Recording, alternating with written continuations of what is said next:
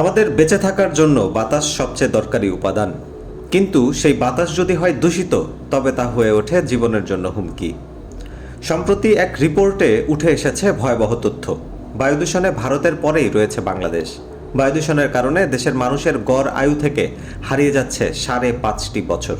যুক্তরাষ্ট্রের শিকাগো বিশ্ববিদ্যালয়ের energy policy institute থেকে বৃহস্পতিবার প্রকাশিত এয়ার কোয়ালিটি লাইফ ইন্ডেক্স 2025 বার্ষিক হালনাগাদ প্রতিবেদনে এমনই ভয়াবহ তথ্য উঠে এসেছে।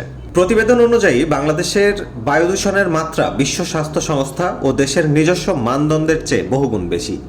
দেশের 16,68,00,000 মানুষই এমন এলাকায় বাস করছে যেখানে বাতাস বিশ্ব স্বাস্থ্য সংস্থার মানদণ্ডের তুলনায় মারাত্মকভাবে দূষিত।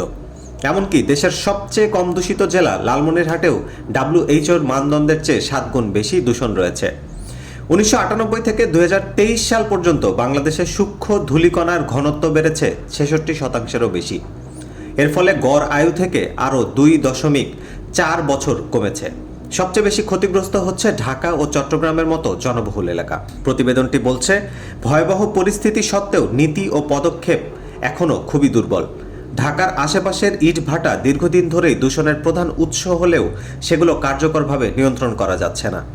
অপরদিকে পুরনো বাস ট্রাক থেকে নির্গত কালো ধোঁয়া ও শিল্প কারখানার অযাচিত নির্গমন দূষণকে আরও ঘনীভূত করছে। AQLI বলছে, এটি কেবল নিয়ন্ত্রণহীনতার ব্যর্থতাই নয়, বরং এটি চলমান জনস্বাস্থ্য বিপর্যয়।